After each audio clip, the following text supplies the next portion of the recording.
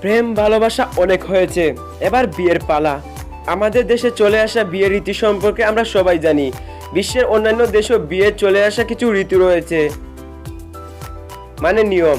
তবে কিছু কিছু দেশে এমন নিয়ম রয়েছে যে নিয়ম তাদের কাছে স্বাভাবিক হলেও আমাদের কাছে অস্বাভাবিক ও অদ্ভুত মনে হবে। বিয়ে হচ্ছে এমন একটি অনুষ্ঠান যার মধ্য দিয়ে দুটি মানুষ একই বন্ধনে আবদ্ধ হয়। বিয়ের ঐতিহ্য, রীতিনীতি, জাতিগত আদর্শ, ধর্ম, দেশ এবং সামাজিক শ্রেণী হয়ে থাকে আলাদা আলাদা। বেশিরভাগ বিয়ে অনুষ্ঠানের শুরুতে হবু বর কনেকে রিং পরানোর পদ্ধতি চালু রয়েছে। দুই পরিবারের প্রধানের উপস্থিতির মাধ্যমে অনুষ্ঠিত হয়ে থাকে বিয়ের অনুষ্ঠান। এক এক দেশে বিয়ের রীতিনীতি, পোশাক আশাক তাদের ঐতিহ্য অনুযায়ী হয়ে থাকে। আসুন জেনে আসি বিশ্বের কয়েকটি দেশে বিয়ের বিচিত্র নিয়ম সম্পর্কে। Number 1, crying ritual of China. চীনের তুজিয়া নামক একটি সম্প্রদায় বিয়ের প্রায় 30 দিন আগে থেকে কান্নাকাটি শুরু করে বিয়ের প্রস্তুতি নেয়। 30 দিন আগে থেকেই বিয়ের কনে প্রতিদিন 1 ঘন্টা করে কান্নাকাটি করে। কনের এভাবে টানা 10 দিন কান্নাকাটি করার সঙ্গে তার মাও যোগ দেয়, আর তার 10 দিন পরে কনে এবং কনের মায়ের সঙ্গে কনের নানিও যোগ দেয়। এবং এভাবে করে বিয়ের কয়েকদিন পূর্বে পরিবারের সকল নারী সদস্যরা যোগদান করে। আর এভাবেই সবাই দিনে 1 ঘন্টা করে কান্নাকাটি করে।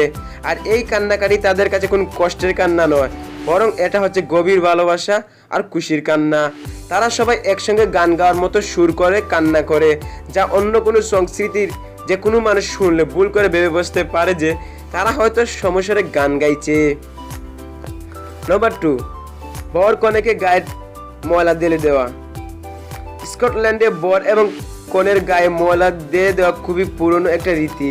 বিরক্তিকর এই সারপ্রাইজটি তাদের কাছে বিয়ের ঠিক কয়েকদিন আগে দেওয়া হয় এবং তারা মনে করে বিয়ের আগে এই রীতি বর কনেকে বিবাহ পরবর্তী জীবনে খারাপ আত্মা থেকে রক্ষা করবে।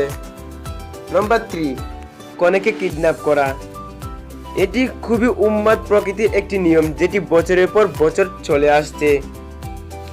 এটি ব্রাইড কিডন্যাপিং নামেই বেশি পরিচিত। ব্রাইড কিডন্যাপিংয়ে কনেকে বাধ্য করানো হয় বিয়ে করার জন্য।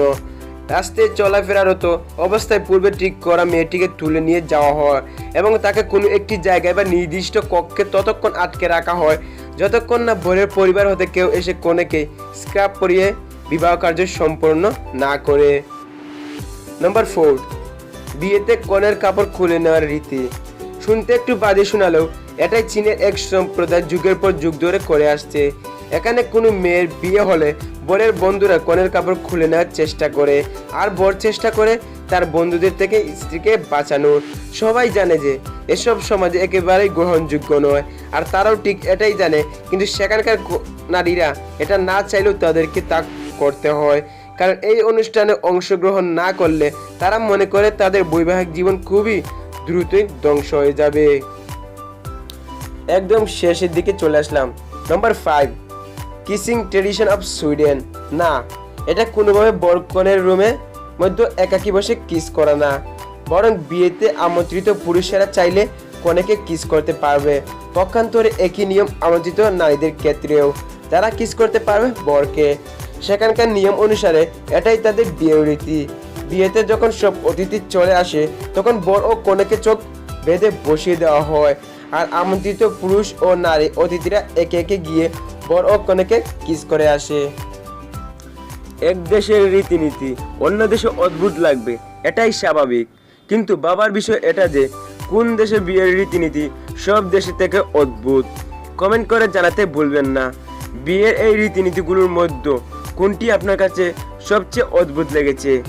এই ভিডিওটি ভালো লাগলে লাইক দিতে ভুলবেন না, আর এই ভিডিওর সেকেন্ড পার্ট পেতে বেশি করে লাইক এবং কমেন্ট করে জানিয়ে দিবেন।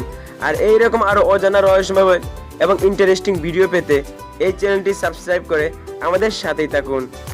সবাই ভালো থাকুন, সুস্থ থাকুন এবং অন্য সবাইকে ভালো রাখুন।